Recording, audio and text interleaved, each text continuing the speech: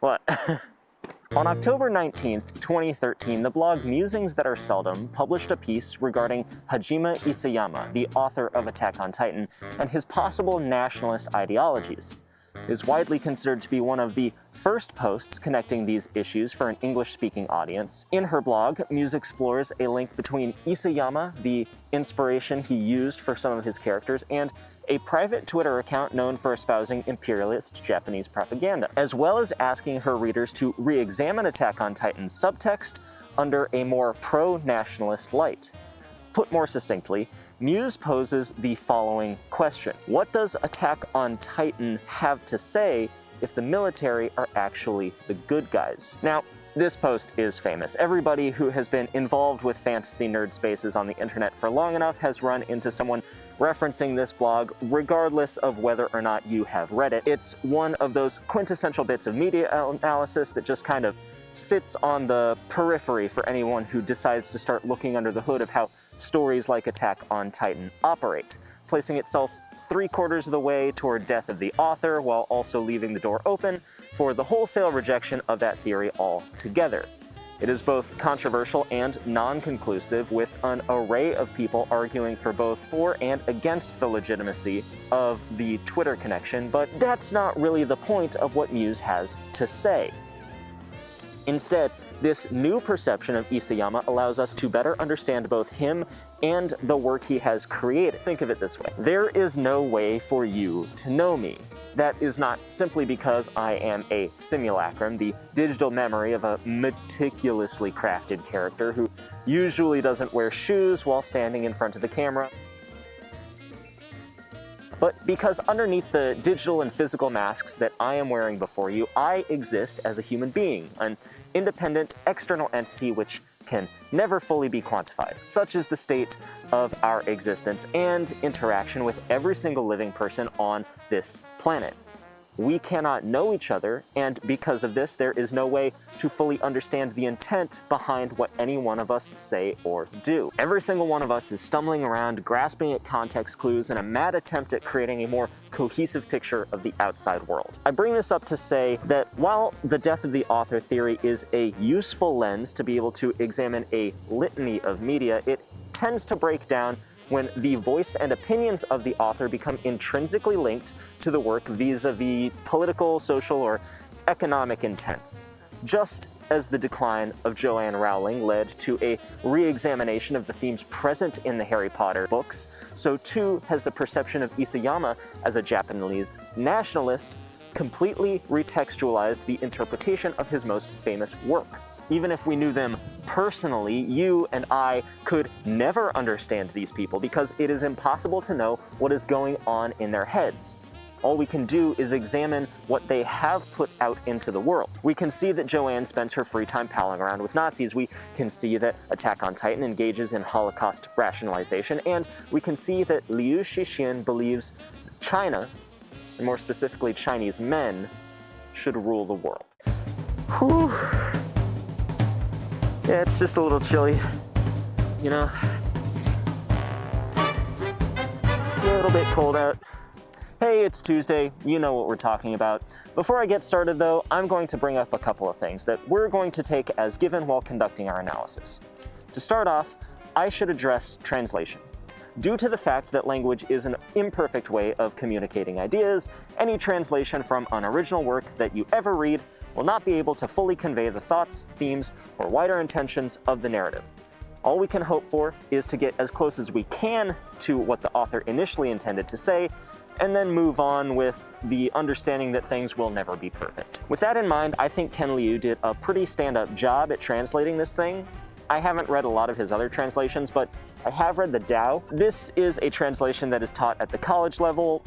I am willing to say with confidence that Liu knows what he is doing. The second major thing that we're taking as a given is the absolute state of the Chinese Communist Party. I know it's in vogue in certain lefty circles to fall into the America bad, ergo China good mentality, but that thinking is just so flawed, and I kind of need to call it out, when it could be used as a counterpoint to the wider argument I am making.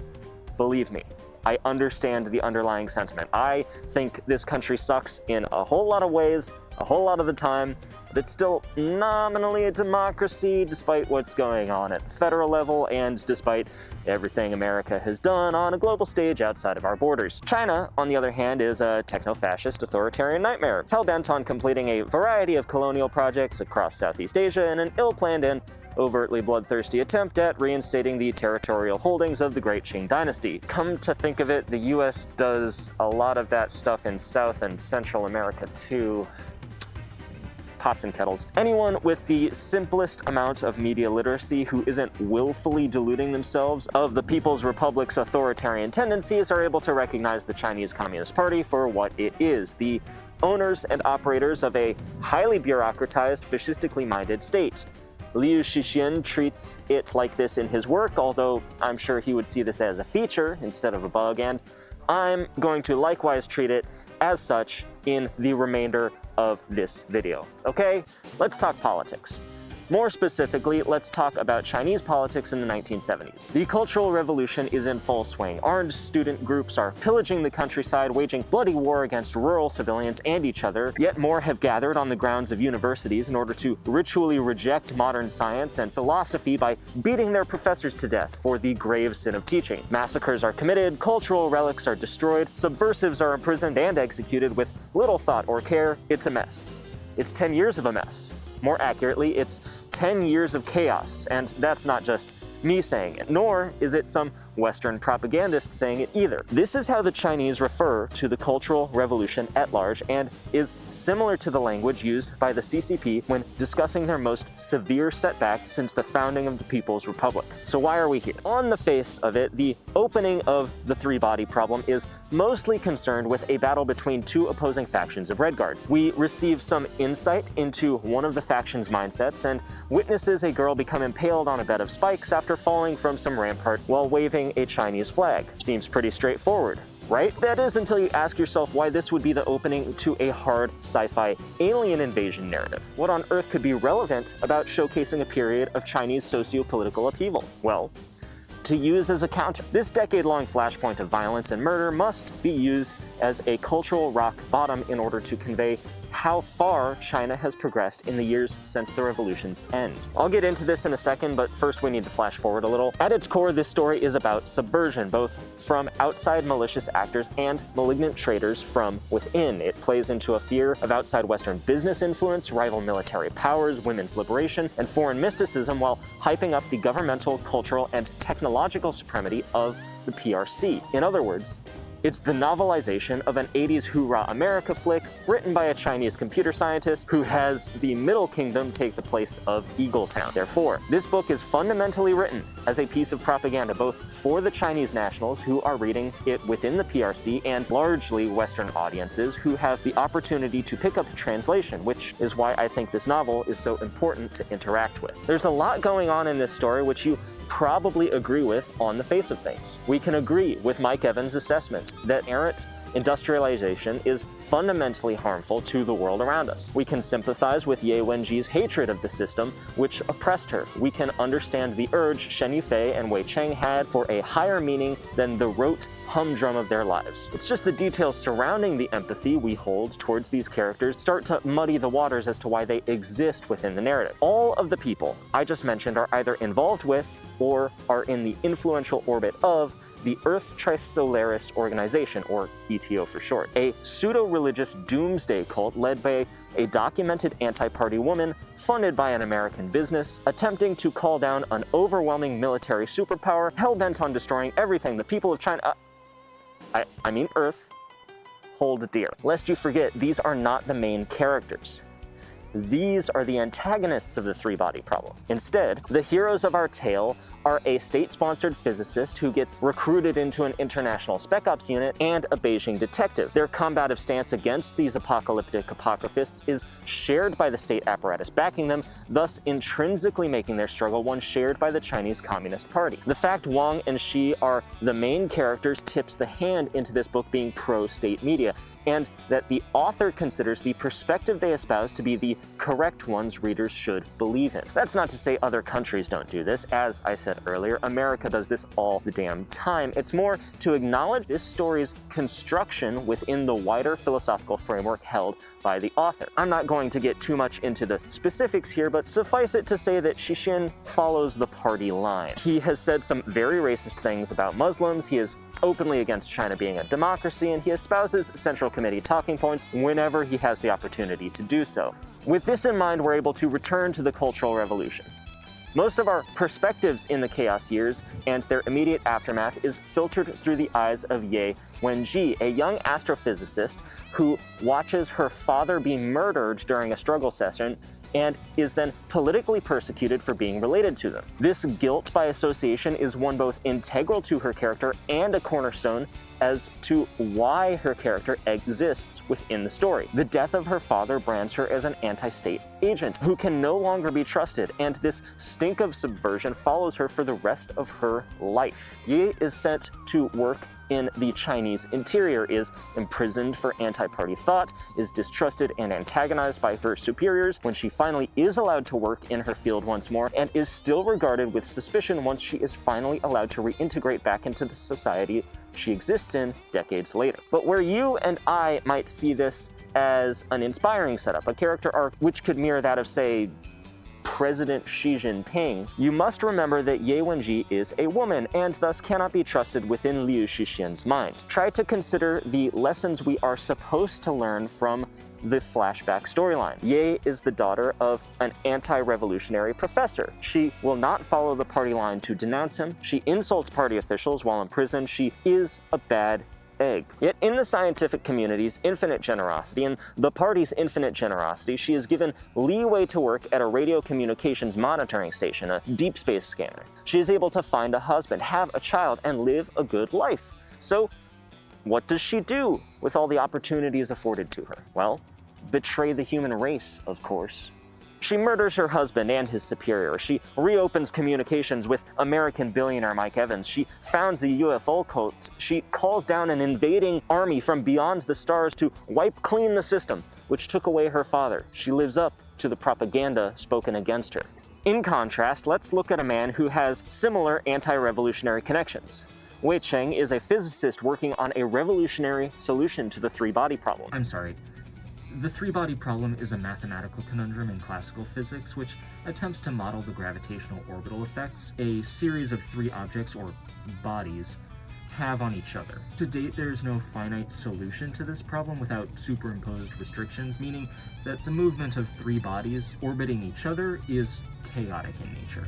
He tried to find peace in a Buddhist monastery in his youth, where he met his wife, Shen Yufei, and then joined the ETO.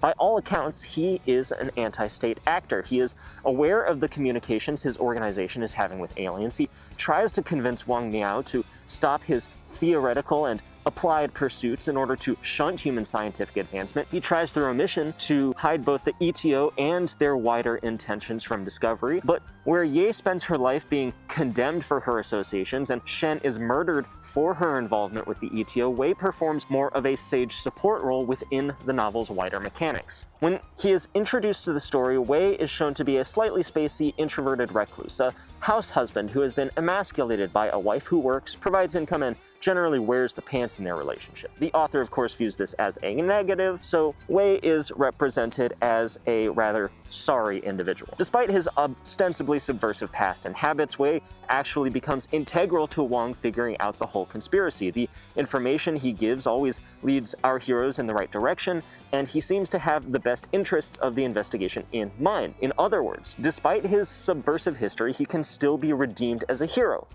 Why? Because it helps support the cultural monolith of Chinese society held within Liu Shixin's mind. I haven't mentioned the Americans yet, so now would be as good a time as any to bring them into this whole mess. The task force set up to investigate the suicide of multiple prominent scientists around the world and the odd occurrences they experienced leading up to their deaths is jointly operated by the Chinese and American governments. This is not to say both parties are co-equals in this arrangement. In fact, the Americans are introduced as having failed to figure out what is going on with the situation and are thus deferring to the Chinese for help and possible guidance.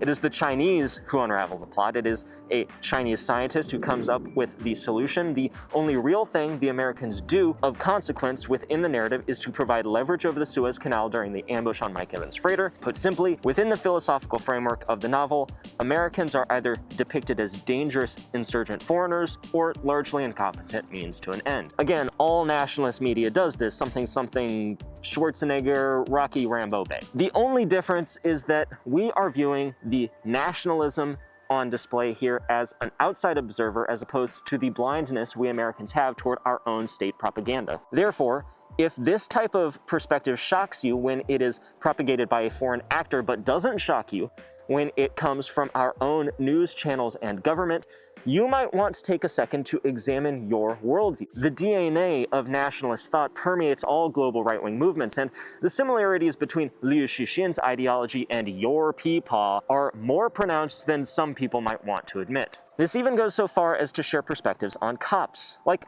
I've talked about the nationalism, which is a given, and I've talked about the misogyny that grows out of that nationalism, which is a given. But what surprised me most about the streak of anti-intellectualism playing a major role in the story. It should surprise you too, considering this is a hard sci-fi series. Shi Qiang, affectionately referred to as Da Shi by friends, is a police detective stationed in Beijing who works as Wang's right-hand man during the investigation. He has no degree, only having received a certificate from vocational school, and often feels talked down to by the hoity-toity ivory tower intellectuals he has been surrounded by. He claims to have no interest in philosophy and is generally dismissive toward the highfalutin concepts that philosophy holds. He is a perfect low-down everyman who holds sage wisdom and don't need no lofty intellect, and is a man who helps blow the case wide open. It is he who pushes Wang in new areas of investigation. It is he who makes connections the PhD folks can't. It is he who likens the Chinese people to bugs at the end of the story, multitudinous, infinitely adaptable, unkillable warriors who hold dominion over the world despite the more advanced outside forces. In other words, he is a reactionary, a pro-statist, authoritarian stooge who's just as likely to scream, "He's got a gun!" before blowing away a 12-year-old as old Ricky Hoo-Ha who lives down in Joplin. He is the ideal, common-sense everyman every authoritarian government would love to fill their citizenry with. Do you get it yet? This is why the novel is so important. Sure, The Three-Body Problem is a riveting science fiction novel, a real page-turner of a conundrum, but it also exists as the wonderful glimpse into the mind of an educated reactionary, filtered through enough cultural difference for an American reader to pick up on it. It provides insight into the mechanics of what is deemed acceptable within the reactionary mind and provides boatloads of scientific rationalization for why things must be the way that they are. Why does the task force chop up a boat and murder an innocent captain? Because it was necessary to fight the invaders. Why were people like Ye Wenji persecuted during and after the Cultural Revolution? Because it was necessary to promote unity. Why does America fund genocides across the global south? Because it is necessary to protect our freedom. Why must China not be a democracy? Because it is necessary to protect the Chinese people. Why should you read this book? Well, if you can't tell already, you should go back and just watch this video a second time. 6 out of 10. People are definitely going to be watching this video like, what the fuck is this guy doing? I'm watching you film it. What the fuck is this guy doing? It's called art.